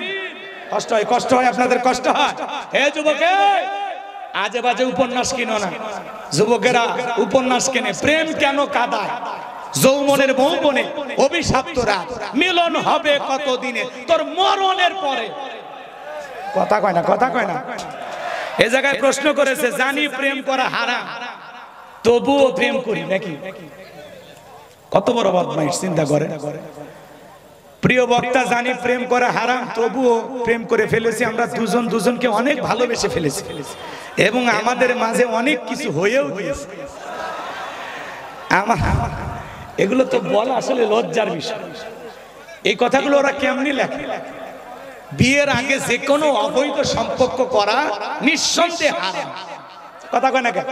আল্লাহ বলেন, ওয়াল্লাযীনা হুম লিফুরুজিহিম হাফিজুন। মুমিন বান্দা, তুমি তোমার যৌবনটাকে সংযত রাখো, নিজের যৌবনটাকে কন্ট্রোল করো, নিজের যৌবনের হেফাজত করা লাগবে। কথা বলেন ঠিক কিনা?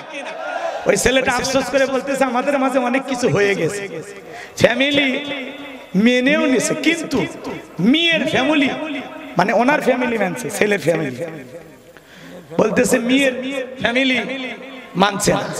এখন আমাদের কি করণীয়? এখানে দুই ফ্যামিলি উপস্থিত, তাহলে চিন্তা করেন কার ঘটনা। রাগ করতেছেন আপনারা? তো যুব সমাজ যারা আছেন, অভিভাবক যারা আছেন, শোনেন, ছোট্ট একটি মেসেজ। সন্তান যখন যুবক হবে, মেয়েটা যখন যুবতী হবে, যত দ্রুত সম্ভব ছেলে মেয়ের বিয়েটা দিয়ে দেওয়া। কথা কয় না কেন? ছেলে মেয়ের যুবক যুবতী হইলে বিয়ে দিবে। তাছাড়া অনেক অভিভাবক বলে, নিজের পায়ে দাঁড়া, 16 বছরে যৌবন পাইছে, 32 বছরে বিয়ে দেয়, বাকি 16 বছর কি আঙ্গুল চুষছে? আপনার সন্তান উপযুক্ত হওয়ার পরে যদি কোনো অবৈধ হারাম গুনাহের কাজে লিপ্ত হয়, অভিভাবক হিসাবে প্রত্যেকটা গুনার পার্সেন্টেজ আপনার আমলনামায় জমা হবে। সাবধান। ছেলে যুবক হয়েছে, বিয়ে দিতে পারতেছেন না, নজরে রাখেন। মেয়ে যুবতী হয়েছে, বিয়ে দিতে পারতেছেন না, সমস্যা, দেরি আছে, নজরে রাখেন। যারা বই নেবেন গাড়িতে পাবেন, সাদিক আছে বই, এই পাশেই গাড়িতে নেন। আর মাহফিলের জন্য কিছু দেন, মাহফিলের জন্য টাকা দেন। যুবকেরা আগামী বছর আরো আয়োজন করবে, আমার বই না কেনেন, মাহফিলের টাকা দেন না, এগুলো আর না বলি। এদিকে খেয়াল করেন, ছেলে মেয়ে যদি কাউকে পছন্দ করে, এই যে ভাই, শেষ ভালো যার সব ভালো তার, 2 দিনের শেষ দিন একটু দোয়াটা করতে দেন ভাই। বসাই ভাই, এটা জীবনের শেষ দোয়া হতে পারে, বসেন না ভাই, এ বই পরে নেবেন, বই পরে নেবেন, বসেন। ভাই শোনেন, আমি আপনাদের জন্য খারাপ কিছু বলতেছি? তাহলে এদিক খেয়াল করেন, শরীয়তের দৃষ্টিকোণ থেকে মাসালা সহজ বিষয়। সন্তান যুবক হইছে, মেয়েটা যুবতী হইছে, যত দ্রুত সম্ভব তাদের বিবাহটা সম্পন্ন করবে, বাস। তাহলে ওরা গুনাহ থেকে বেঁচে যাবে, আপনারাও চিন্তামুক্ত থাকতে পারবেন। এতটুকু কথা মানতে পারবেন তো ইনশাআল্লাহ? আর ছেলে মেয়েকে সাপোর্ট দিবেন, সহযোগিতা করবেন, ওরা যেন পাপের কাজে লিপ্ত না হতে পারে। মাঝে মাঝে মেয়ের সাথে কুসিঙ্গে যাবে, একা পাঠাবেন না, কথা কয় না। একা পাঠাইলেন, ভাড়া দিলেন, ফুচকা খাওয়ার টাকা দিলেন, পরে আসতে 2 ঘন্টা দেরি হলো, কেমা তোমার ফেরার কথা 5টায়, কেন 7টায় আসলা? তখন বলে আজকে স্যার স্পেশাল ক্লাস করেছিল। স্যার স্পেশাল ক্লাস করেনি, বন্ধু নাগর প্রেমিক তার সাথে স্পেশাল 2 ঘন্টা কাটাইছে। এ কথা কয় না।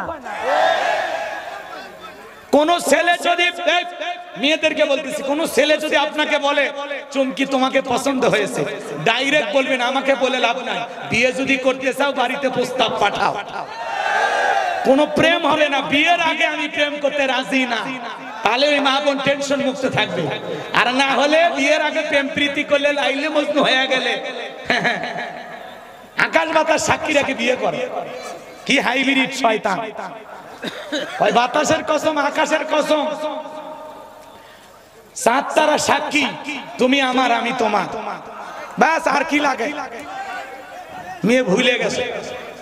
ভালোবাসায় এত বেশি হয়েছে, 14ই ফেব্রুয়ারি পালন করতে গিয়া কিছুদিন পর মহিলা বমি করে, ছেলে আর ফোন রিসিভ করে না, যেই শুনছে অবস্থা খারাপ। কথা কন। এই জায়গায় আমি আপনাদেরকে একটা মেসেজ দেই, শোনেন শোনেন। হালাল আর হারামের পার্থক্য। আপনি বিয়ে করেছেন, আপনার স্ত্রী গর্ভবতী, যদি আপনাকে বলে ওগো কি, ওগো কি, না আমার শরম করে, এরকম ঢং করো না, বলো কি, বলো তুমি না বাবা হইতে চলেছো। স্বামী খুশি না বেজা? বলেন না কেন ভাই? শুনবে আবার কথা। তুমি দাদি হবে, বাপক যাকো আব্বা আপনি দাদা হতে চলেছেন। কথা কয়। শাশুড়ি ফোন দিয়ে আনন্দে আত্মহারা বলে, শাশুড়ি আম্মা জান আসসালামু আলাইকুম। আম্মা জান আপনি তো জানেন না, আপনার মেয়ে তো ঘটনা ঘটে ফেলাইছে। কে কি হয়েছে বাবা? আপনার মেয়ে মা হতে যাচ্ছে, আপনি হবেন নানি আর আমার শ্বশুর হবে নানা। এই যে আনন্দে আত্মহারা, কি খুশি রে ভাই। ফেসবুকে পোস্ট করে, দোস্তরা দোয়া করো, জীবনের প্রথম বাবা হতে চলেছে। মানুষকে মিষ্টি খাওয়ায়, কারণ সম্পর্কটা পবিত্র, হালাল, প্রকাশ করা যায়, এতে সম্মান কমে না। কিন্তু একটা মেয়ে বিয়ের আগে অবৈধ সম্পর্ক করেছেন, প্রেমিকা প্রেমিকের কাছে এসে বলতেছে, ওগো মদন আমি না গর্ভবতী। দুনিয়ার কোন প্রেমিক খুশি হবে? ও রাগ হয়ে বলবে, কি ফাজলামি শুরু করছিস, ধর 10,000 টাকা নিয়ে যা, আগাছা সাফ কর। বিয়ে হয়নি, এগুলো শুনলে মানুষ, তোরও সম্মান যাবি, আমারও সম্মান। চুপ, গোপনে কাশা। কথা কয় না, কথা কয় না। কারণ প্রেমিকার গর্ভে প্রেমিকের সন্তান, এটা লজ্জার বিষয়, ঘৃণার বিষয়। জাতির মানুষ জানলে সিসি বলবে, লজ্জায় মুখ দেখানো যাবে না। এই জন্য হারাম সম্পর্ক করে জীবনে সুখ পাওয়া যাবে। বিয়ের আগে অবৈধ প্রেম, তোদের লজ্জা হয় না? এগুলো নাটক সিনেমা দেখে পাগলামি শিখে গেছে। কথা কয় না, কথা কয় না। আল্লাহ যুবকদের হেদায়েত দান করুক। জোরে বলুন আমি, আরেকটু জোরে বলুন আমি। আল্লাহ আমাদের সবাইকে অবৈধ প্রেম ভালোবাসার হাত থেকে হেফাজত করুন। হুজুর আর কথা না বলেন, দোয়া করুন। সকলে দরুদ ইব্রাহিম পড়ুন। আল্লাহুম্মা সাল্লি আলা মুহাম্মাদ কামা সাল্লাইতা আলা ইব্রাহিম ওয়া আলা আলি ইব্রাহিম ইন্নাকা হামিদুম মাজিদ। اللهم آمين. ربنا ظلمنا أنفسنا وإن لم تغفر لنا وترحمنا لنكونن من الخاسرين. رب العالمين বেলঘরিয়া যুব সমাজ মসজিদ কমিটি কর্তৃক আয়োজিত 2 দিন ব্যাপী 13তম তাফসীরুল কোরআন মাহফিলের সমাপনী রজনীর সম্মানিত শ্রদ্ধাভাজন সভাপতি জনাব আলহাজ আবুল কাসেমকে আল্লাহ কবুল করে নাও। বিশেষ অতিথি মাওলানা ওয়াহিদুর রহমান ভাইকে আল্লাহ কবুল করে নাও। আলোচনাকে ধন্য করেছেন আমার প্রিয় ভাই হযরত হাফেজ মাওলানা মাসুম বিল্লাহ। তোমার গোলামের কণ্ঠ তুমি দিনের জন্য কবুল করো। হাফেজ হযরত মাওলানা জুলফিকার আলী, তোমার গোলামের কণ্ঠ তুমি কবুল করে নাও। আল্লাহ তাআলা মাগরিব থেকে পর্যন্ত যত উলামা ইকরাম কথা বলেছেন আল্লাহ কবুল করেন। রাত্রি প্রায় 1টা বেজে গেছে। আল্লাহ এই গভীর নিশিতে তোমার আদরের বান্দা বান্দীদের সঙ্গে হাত তুলে ধরেছে। আবুল হাশেম প্রধান অতিথি। প্রধান অতিথি জননেতা আবুল হাসেম আল্লাহ তুমি কবুল করে নাও। আমরা যারা হাত তুলে ধরেছি অনেকের মা নাই বাবা নাই, ইতিম বানায় কবরে চলে গেছে। জনম দুঃখিনী মা বাবার কবরে আর সবটুকু পৌঁছায় দাও। মা বাবার কবরে জান্নাতের বাগান বানায় দাও। রব্বির হামহুমা কামা রাব্বায়ানি সগীরা, ওয়া রব্বির হামহুমা কামা রাব্বায়ানি সগীরা। পিতামাতা যাদের বেঁচে আছে তাদের খেদমত করে তাদের মুখে হাসি ফোটায় জান্নাত অর্জন করার তৌফিক দিয়া দাও। আত্মীয় স্বজন পাড়া প্রতিবেশী যারা কবরে চলে গেছে মাফ করে দাও। কবরগুলো জান্নাতের বাগান বানায় দাও। আমরা যারা হাত তুলে ধরেছি মালিক আল্লাহ তাআলা নফসের ধোঁকায় পড়ে দুনিয়ার মহাব্বতে পড়ে দিনের আলোতে রাতের আধারে গোপনে প্রকাশ্যে অনেক গুনাহ করে ফেলেছে। আমাদের সকলের তামাম জিন্দেগির গুনাহগুলো মাফ করে দাও। তুমি যদি মাফ না করো আমরা কার কাছে যাব? এমন জায়গায় বসে গুনাহ করেছি দুনিয়ার কেউ জানে না, তুমি জানো।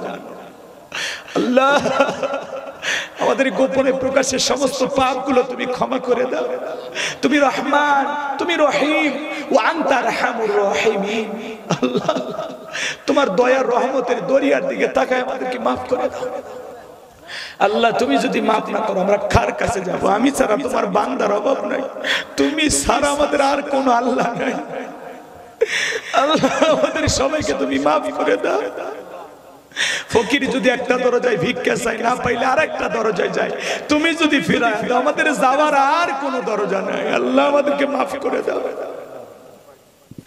আল্লাহ ওই কঠিন জাহান্নামের আগুন থেকে আমাদের মুক্তি দাও। রব্বানা সিরফান্না আযাবা জাহান্নাম ইন্না আযাবাহা কানা গরামা।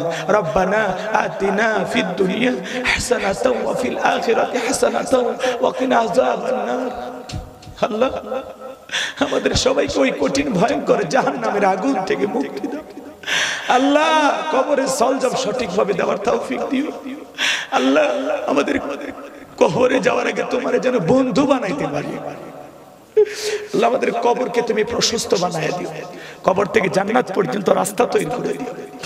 হে রব্বুল আলামিন আজকের মাহফিলে নগদে বাকিতে যত মানুষ টাকা পয়সা দিয়েছে আল্লাহ সকলে দানগুলো কবুল আর মঞ্জুর করে নাও। 30 পারা কোরআনকে মহব্বত করে 30,000 টাকা তোমার যে গোলামেরা দিয়েছে আল্লাহ এই দানগুলো কবুল করো। এই দানের বিনিময়ে দুনিয়া আখিরাতে তাদের ইজ্জত সম্মান বাড়ায় দাও। নবীজির সাথে একই জান্নাতে কবুল করে নিও।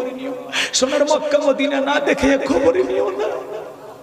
মৃত্যুর সময় কালেমা পড়তে পড়তে দুনিয়া থেকে বিদায় হওয়ার তৌফিক দিও। আল্লাহ এই মাহফিল বাস্তবায়ন করার জন্য আমার যুবক ভাইরা অক্লান্ত পরিশ্রম করেছে। আল্লাহ যে সমস্ত যুবক ভাইরা দিন রাত পরিশ্রম করে জান্নাতের বাগান সাজাইছেন তাদেরকে সবাইকে দুনিয়া আখিরাতের উত্তম জাযা দান করো। আল্লাহ তাদের ঈমান খালিদ বিন ওলীদের মতো বানায় দাও, আমির হামজার মতো বানায় দাও। যে বাড়িতে খানা খাইলাম বসলাম আল্লাহ ওই বাড়ির উপর খাস রহমত বরকত নাজিল করো। আল্লাহ আল্লাহ তাআলা আমার যে ভাইরা অক্লান্ত পরিশ্রম করে জান্নাতের বাগান সাজাইছেন, পাশে মসজিদের ইমাম সাহেব অনেক আলেম ওলামা হাত তুলেছে, দাড়ি পাকা মুরব্বিরা হাত তুলেছে, যুবকেরা হাত তুলেছে, হাজী সাহেবেরা হাত তুলেছে, পর্দানিশী মা বোনেরা হাত তুলেছে। যার হাত দোকানে পছন্দ হয় সে হাতের বদলতে আজকের দোয়াকে কবুল আর মঞ্জুর করে। আল্লাহ আজকের মাহফিলকে তুমি কবুল করে নাও। আগামী বছর আরো বড় আকারে এই মাহফিল বাস্তবায়ন করার তৌফিক দিয়ে দাও। तमाम পৃথিবীর মুসলিম উম্মাহকে হেফাজত করো। ফিলিস্তিনি মুসলমানদেরকে বিজয় দাও। বাংলাদেশের মসজিদ মাদ্রাসা কবুল করো। হক্কানি উলামা ইকরামদের কবুল করো। এই দেশকে ইসলামের জন্য কবুল করো।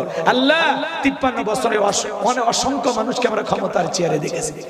আল্লাহ তাআলা একটা বার কোরআন দিয়ে দেশটা চলে কেমন দেখা যায় চরমচকে দেখতে চাই। আল্লাহ এদেশকে কোরআনের জন্য কবুল করুন। আল্লাহ এদেশের আল্লাহ তাআলা এদেশের সংসদে আমাদের সবাইকে মিলে ঐক্যবদ্ধ হয়ে কোরআনের পার্লামেন্ট কায়েম করার তৌফিক দাও।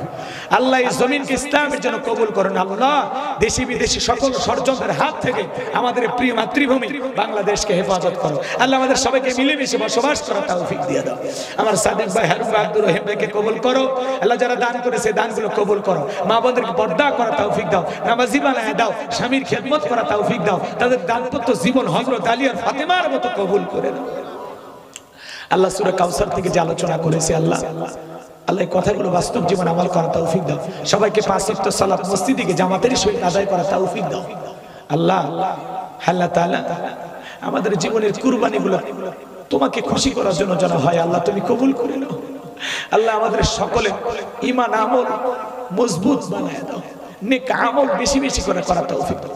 সব সময় জবানে তোমার জিকির করার তৌফিক দাও। আল্লাহ এই মাহফিল থেকে আমাদের 2-4 জন মানুষকে হলে আল্লাহ তুমি হেদায়েতের নূর দিয়ে অন্তরগুলো আলোকিত করে দাও, পরিবর্তন করে দাও, পাল্টায় দাও, বদলায় দাও। আল্লাহ আমাদের সবাইকে তোমার রহমতের কোলে তুলে নাও। আল্লাহ জীবনে কোনোদিন কুষ্টিয়ার মানুষের সাথে যদি দেখা না হয়, এই মুখগুলো জান্নাতের সিঁড়িতে পরিচয় করে। আল্লাহ এলাকাবাসীর উপর খাস রহমত বরকত নাজিল করো। আল্লাহ যার যা মনের বাসনা পূরণ করে দাও। আল্লাহ যুবকদেরকে ইসলামের জন্য কবুল করো। আল্লাহ যুবকদেরকে হেদায়েতের রাস্তা দান করো। আল্লাহ আমাদের ঘরের সকল সদস্যদেরকে নামাজি বানায় দাও।